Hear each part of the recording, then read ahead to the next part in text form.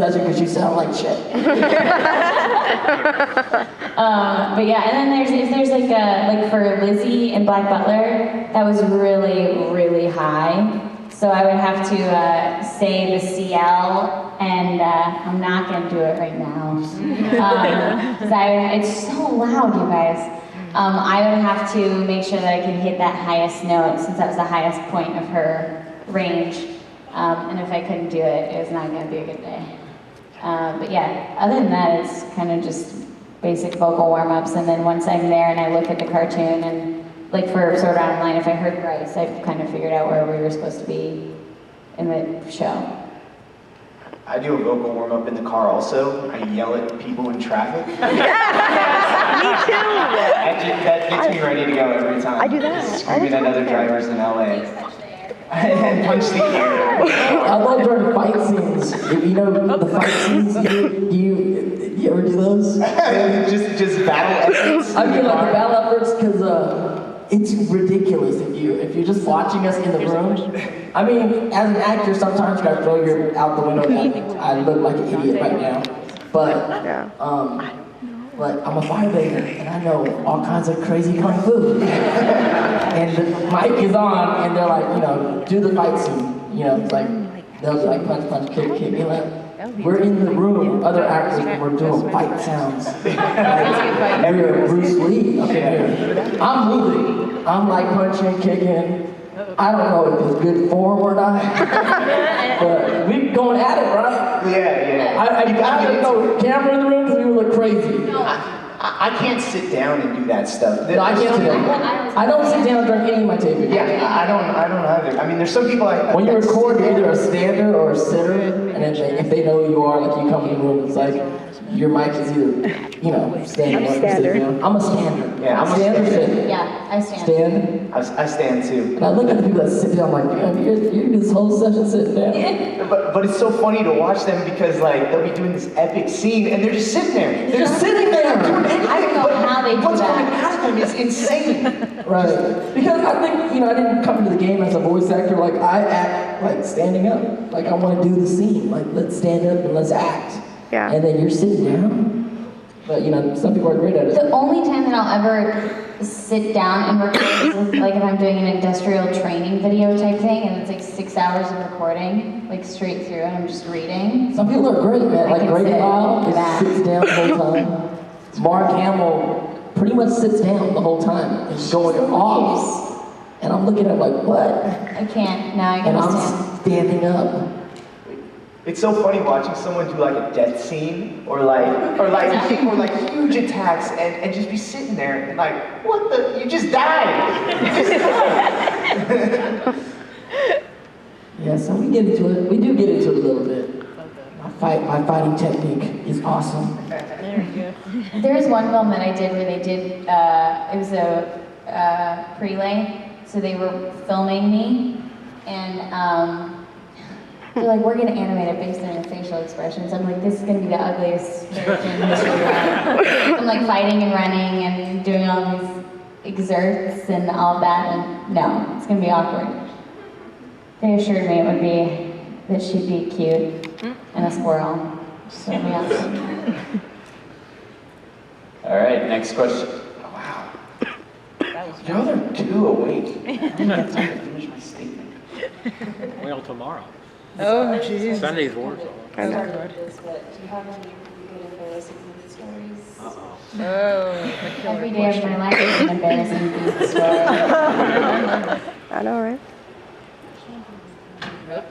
Kyle.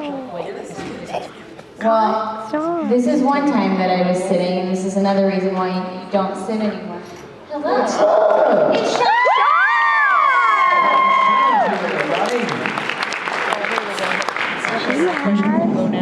He likes Starbucks.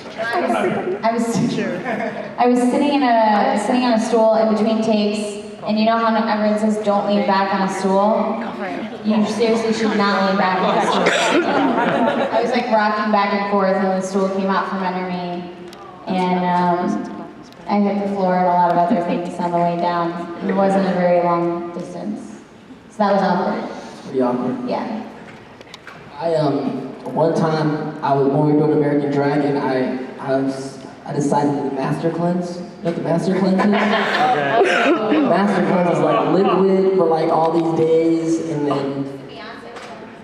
then you're supposed to drink like this salt water one day, which I did before I went to the session, and the salt water gives you the runs. And I'm in the booth, running in and out of the booth the whole session. The director's like, "What are you doing?" I'm like, I'm doing the master cleanse. I went, and they're like laughing. It was horrible, horrible. But I did that. Are we talking about colon cleansing? Because I got a great story. Oh, it even happened while you were recording. I never was doing that, but yeah, we're What were you talking about? we're embarrassing booth stories. Yeah, embarrassing What's booth Booth stories. stories. Blue stars. Oh, I thought we were talking about colon cleansing. I don't know. I kind of cross-migrated the two things, colon cleansing and I don't know if I should tell this story or not, because it'll be all over YouTube forever. No. I've done the colon cleanse. It's an interesting process. Mine didn't go well.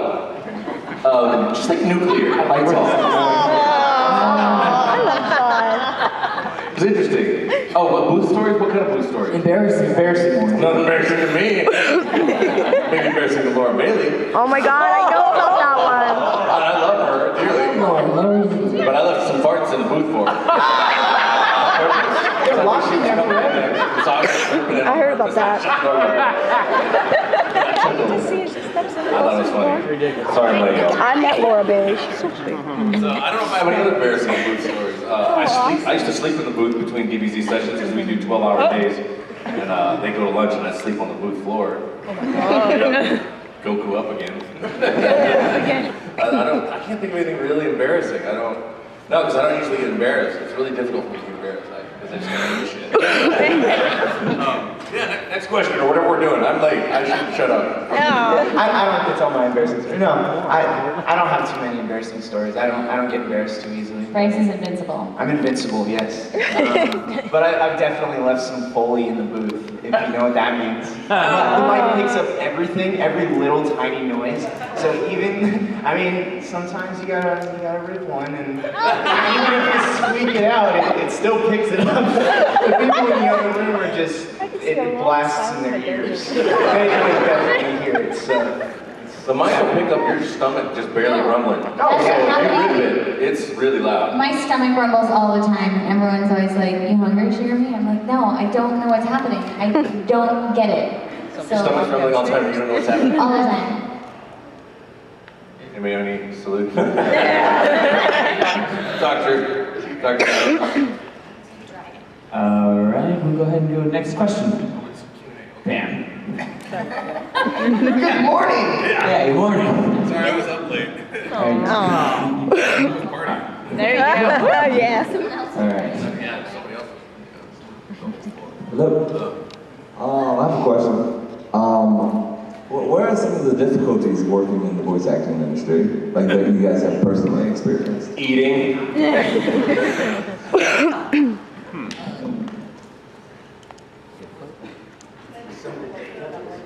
Well, I think the main one is just, unless you're on a big series that's paying a bunch of money, just, staying competitive and getting work. I mean, we all love each other, but we, with the exception of like one or two, but they're not here. But, so everybody in the panel we love. With the, Downhill so quick. So, I don't know, it's been a long time. I don't know, it's been a while. Good to see you. What's that? Good to see you. It's good. Well, last time I saw him was in New Zealand and Australia. Oh yeah, we were in New Zealand. Yeah, I never saw you in America. We were Different partying. in America. You have a different hue in America. I Your hair was short. And Dante's character. You know, that's nice to see you in New Zealand. Yeah. Talk about that stuff. Kamehameha, fireball. We just staying competitive and getting work and unless you get like that series that's gonna pay for your retirement, which is rare. We're not on The Simpsons, whatever. So that's challenging. And then also, at least for me, having done it for whatever. Lately, in the last couple of years, I feel like I got into a kind of a vocal creative route, and my girlfriend's been really helpful with that because she makes me watch cartoons because I don't watch cartoons. And so I'm hearing voices and ideas and new ways of doing voices from other colleagues that is exciting and new for me, bringing new life into how I think about voices. Because you can get burned out. Any artist can get burned out. And in the last few years, I'm like, I'm getting burned out. So yeah, staying fresh, staying good, you know, and I don't know, that's what my take on it. Yeah, just constantly auditioning for things, and there's so many other talented voice actors out there, and trying to stay ahead of them is always a challenge. And sometimes I have different challenges, like certain things. I mean, it's like this one thing. So I was in this audition, right? And so they're like, it's for some accents or something like that, and like I can't really do accent at all. And it was some French accent, and I was like, what's this? And then the booth director was like, just turn the T's to Z's. She was just like, just do something like this. And I was like, all right. And I did the audition. Weeks later, I'm in the booth, and they're like, I hired me. I'm in the booth, and I get the script, and it's the friggin' French thing. And I'm like, in the booth. I'm already hired, and I have to do a whole movie. It's this new, I think I can say about it. It's Peter Pan, something. It's like a Peter Pan story in Germany. Peter Pan's awesome, like Elijah Wood. It's gonna be a cool project. But, so like, things are difficult like that, where they hire you to do things that you may not feel qualified to be doing, but you're in the booth, and you have about a 4-hour session with a French accent. And I'm like, can I get a second? Before we start, can I get a second to look this over?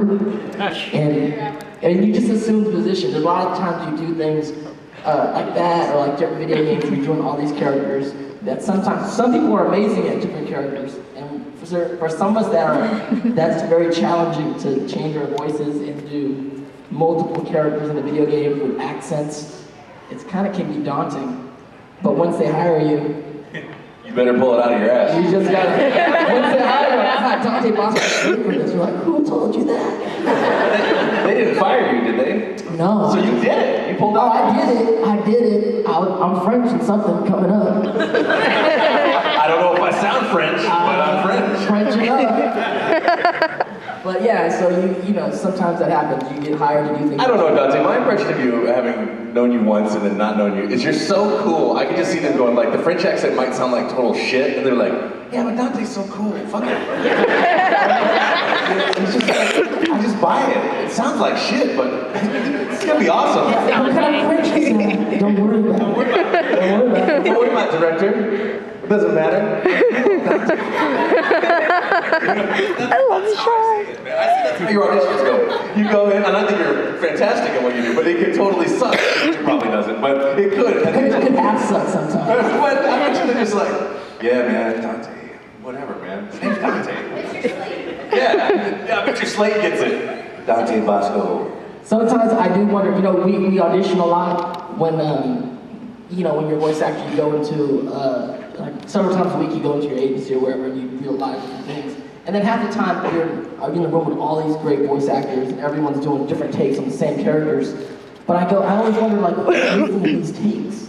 Like, if, you know, you're at Nickelodeon or Disney and you get 100 or 200 takes on a character, who's sitting there listening to these things? I'm like, don't you ever wonder? Well, I mean, it was me for a while. Were you listening I was to the art director, so when I was auditioning, I was sitting there and listening. And how much of it are you listening to? The whole tape? For me, I'm one of the guys that listens to all of it. The whole tape? Well, it depends. First, like 10 seconds of the tape. If I'm casting, I'm pretty thorough. I will listen to all of it. Well, because I'm trying to get out of my own way of my own impression and try to get out. Like, if I have an initial reaction, I have to ask myself, well, that's my initial reaction. Then I have to put myself in the head of the audience and put myself in the head of anybody else and go, okay, and then how does it fit next to the other actors? Like, there was this one actress who, and this is kind of related. Actually, she's deceased now, but she was the first actress I ever directed, and she really wanted this part on the show I directed called SCHEMMEL. And normally I don't let actors, like, you know, let me do it again, let me try it again, let me try it again. Because I did it a few times, but after the 10th time, I'm like, look, you've tried it enough. But she was so pro, and really wanted the part so bad. That was her first animation audition, even though she used to be the commercial voiceover, voice of InStyle, really great voice. But she handled it so well, and she worked it so hard, and I went back and listened to it, and she got it. She got it the part. We recorded the first volume, and she died in a strange, tragic, unexpected way. And we had a close friend of her take over the role, but it was one of those situations where you know, I had to get past my own annoyance with the fact that this person kept bugging me to do this, because I was like, I had to think, this person wants this job, and I'm not, just because I'm annoyed, I got time, you know, why should I, you know... Just do it, just listen to it. What's that? Just listen to it, Sean. That's like, how hard is that? Right, that's how hard is that? So I listen to it over and over and over, and I'm real picky about that sort of thing, so I'll listen to something over and over, and then I'll flip-flop them around. I mean, I don't direct anymore, but you know, I'm super picky about that, and I'll argue with the producers, and I'll argue with whoever, and I do that on purpose. I don't do it to get my way. I do it because I find that if I can have a healthy argument with my superiors or with other people I'm being creative with, a lot of times through those charcoals busting together, you get diamonds out of it. And that's kind of my style a little bit, you know. I don't want to get like real antagonistic, like just kind of make some friction so that we really see the truth is, you know. To really get the real talent. Sean's crazy. He's like, I am crazy. I don't want to get too like Dante. You're cool? I'm not cool. I've hung out with you in New Zealand. Oh, I'm cool, but I'm not cool like you. I'm cool like Goku. Damn, buddy! I'm pissing everybody off. No, I'm not cool like you. I'm not, you know. I'm a Dante fan. I can't help it. I am. I signed autographs with this guy in New Zealand. I was just like looking at him, smiling. You know, I'm not even gay. And I was just I mean, I'm a little gay for Dante. Good to see you.